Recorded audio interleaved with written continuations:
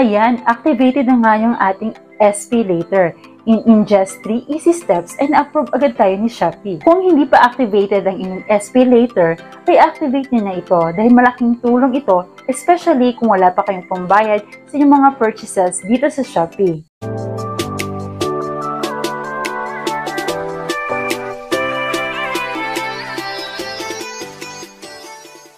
Hi guys, this is Dat and welcome back to my channel. Kung bago kayo sa channel ko, please consider subscribing and hit the bell button para updated kayo sa ating mga bagong uploads. Madali lamang ito guys, basta sundan nyo lamang ang ating step-by-step procedure dahil ipakikita ko sa inyo yung ating actual na application dito sa SP Later.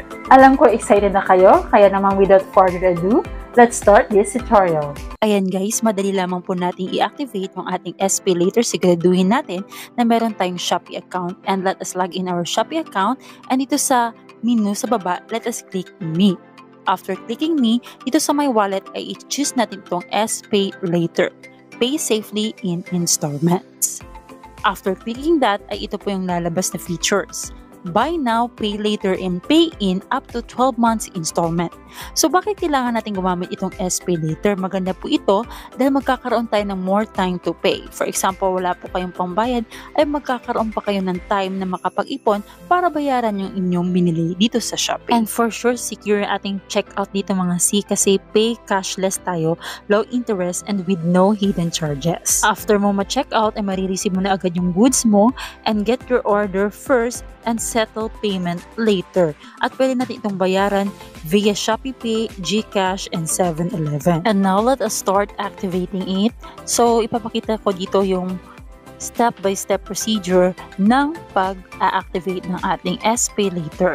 Ayan, humihingi siya ng verification code since kung ano yung na-register na number dito sa ating Shopee account.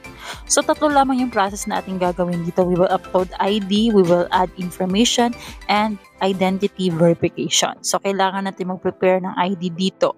So, meron tayong selection dito ng mga IDs na pwede nating i-upload upon activating this account. So, merong passport, PRC ID, SSS, PhilHealth, Postal ID, 10 ID, PhilHealth ID. Kung saan ID na mayroon kayo, ay pwede nyong gamitin ito. Dito sa akin is meron akong driver's license. Ayan guys, sinelect ko na itong aking driver's license. And after that is mag-upload tayo ng ating image ng ating driver's license. And of course, i-check muna natin yung mga information kung tama yung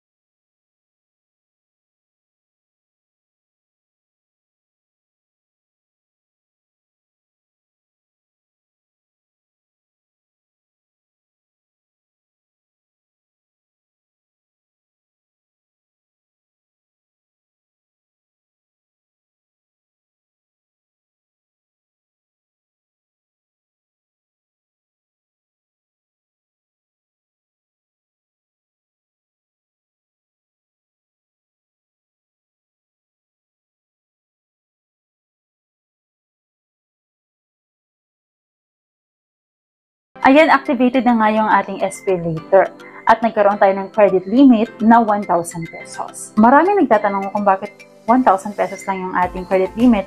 Well, nakadepende kasi yun sa ating pag-apply dito sa Shopee. Yung dineclare natin doon sa application natin, sa ating basic salary, yun yung kanila magiging basis sa pagbigay sa atin ng credit limit. May chance naman na tumaas yung ating credit limit depende sa paggamit natin dito sa SP Later. Sa ating next video ay inyong abangan dahil pakikita ko sa inyo na gumamit na nga tayo ng SP Later at malaking tulong ito sa atin. Nawa nakatulong sa inyo ang video na ito. For more video, please consider subscribing and hit the bell button para updated kayo sa ating mga bagong uploads. Again, this is Deb and thank you for watching.